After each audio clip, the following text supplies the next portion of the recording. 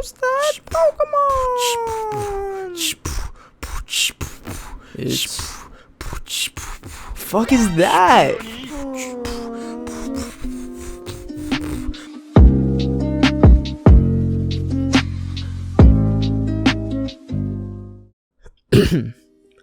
Inconsistent. Not saying the same throughout. Yes, ladies and gentlemen, if you guessed that right, that is the adjective describing my uploading schedule. But yeah, it's been about a whole month since I've last uploaded. The consistency is we're definitely getting there. It's looking like we're aiming for a 1 video a month type of schedule. But no, seriously, I have a lot of excuses for you today, so bear with me while I go through each one of them and we'll have some fun. Okay, I'm gonna just talk about the cool stuff now because I feel like that'll be easier to talk about, and that'll be like definitely the high note for this video at least. So between now and the last video I uploaded, I got all my PC parts. I don't even think I talked about it in another video, but I got a bunch of PC parts and now I have a PC. I'll be throwing all the footage of all of that in here, whatnot, what it looks like now, what my setup looks like. But I'm really happy with it. For years I edited on a laptop and recorded on the laptop, so everything before this and like all the work that I put out before that isn't on this channel was done on a laptop. So now that I actually have a PC that I can work from, all the production quality on my stuff should be better, audio should sound somewhat better, I can render faster, and I hope that I can just put out like a bunch of cooler projects in the future. But I appreciate everyone watching. I appreciate everyone sticking with me through this, because this is definitely somewhat of a ride, and I'm definitely trying to find my footing when it comes to all of this and whatnot. So, excuse number 2. I don't really have any idea of how to explain this, so I'm gonna just explain through the best way I can through like a visual journal.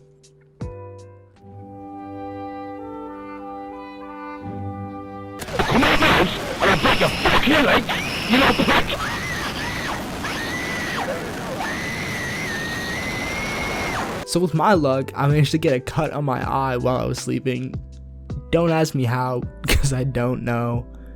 And anyways, like every cut, it takes time to heal, except this one was on my eye. So essentially what you're seeing now is what I was dealing with for 5 days straight. But no, seriously, imagine trying to hold one eye open for a day while making sure the other one is closed. It's definitely not easy. So no social media, no computer to edit on, no Zendaya. I guess you can say it was pretty dark. And yeah, while it was pretty ass, there definitely are way more benefits to sitting around in a dark room for multiple days with no communication or any media or any connection to the outside world than you would think.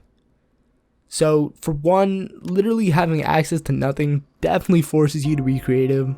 So for like a lot of videos and short films that I've been planning to work on for a while, I definitely have like a lot more ideas, which is great and all, until you realize that you have no way of writing any of the ideas down to make sure that you don't forget.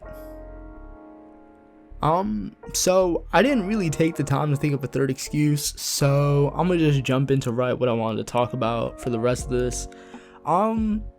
So you may be familiar with it, you may not be familiar with it, but that's alright. I just wanted to take the time to talk about a little show by the name of not Pokemon, but Digimon.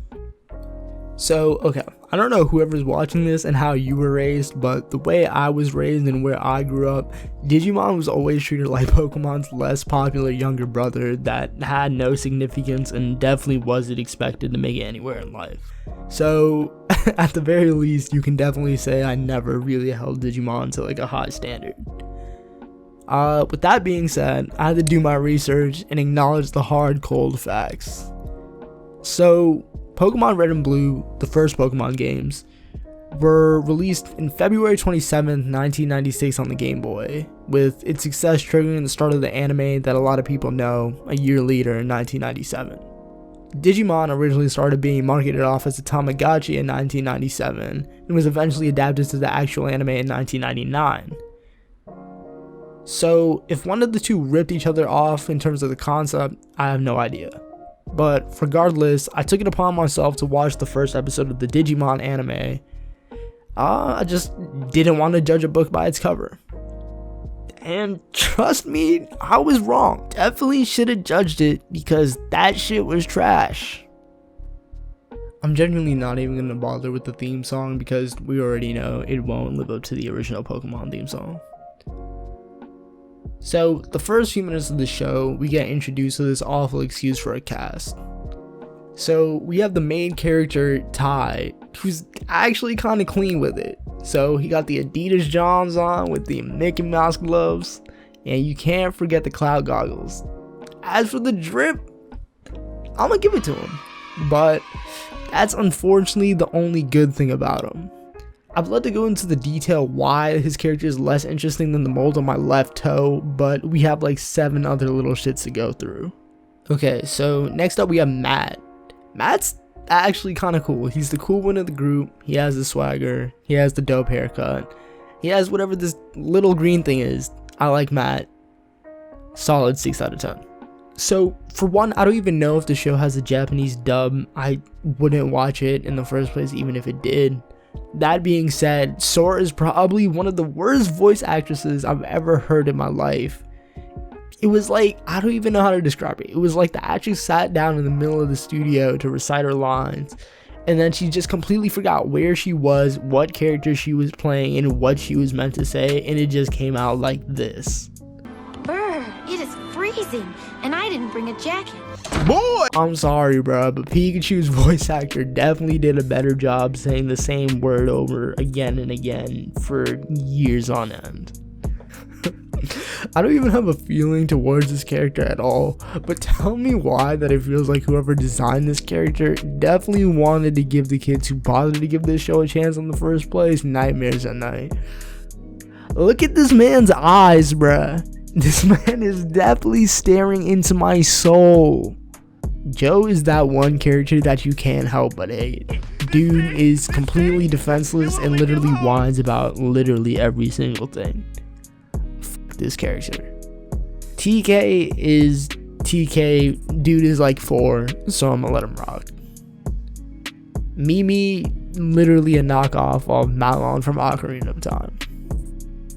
So if this didn't seem uninteresting enough already, trust me, it gets worse. So one day, Ty's sitting in a tree, doing everything he can to get away from the rest of the shitty cast that he's been cursed with. I don't blame him. When suddenly it starts snowing in the middle of July. The amazing writing that this show has already started to show off.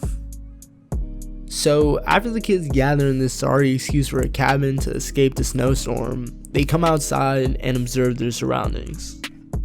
So compliments to the writer on this next one. So the kids get to witness the northern lights in the middle of July when all of a sudden a green portal that they somehow weren't able to spot before dumps out a shit ton of meteorites that are coming straight at them. So if these kids aren't literally shitting their pants at this moment, I have no idea what they're doing. How this doesn't kill them is literally beyond my level of comprehension. All I'm saying is we could have been saved of this god-awful show, but unfortunately they survive, and we see that the meteors that literally just fell out of the sky made the indent of a fucking cup in the ground. So now some magical little doohickey comes out the ground, and without question all the kids touch it. And if this couldn't get any more unrealistic, a tsunami rises out of nowhere, and the next thing that we see is Ty waking up after getting engulfed by the water.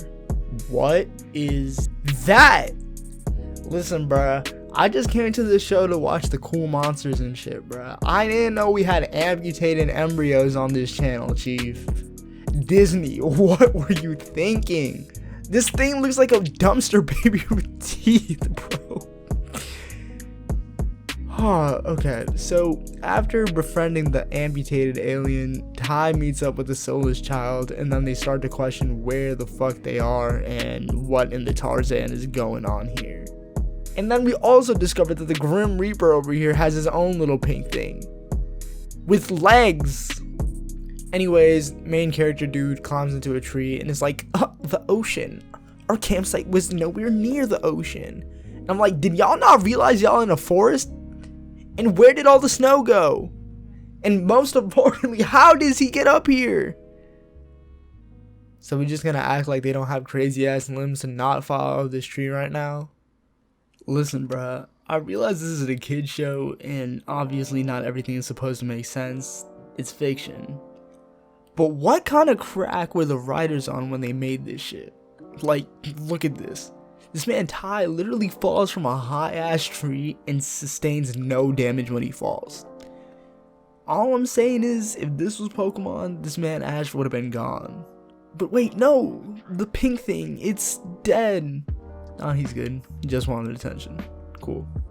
So after these two little lovers get their sentimental moment, the bug thing comes after their ass again, so they gotta hide in this tower that somehow lets them phase through it.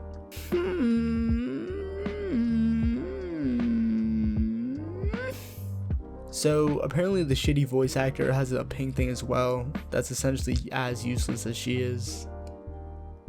Now this is something I can get behind. Fuck the rest of the cast, this is my favorite character.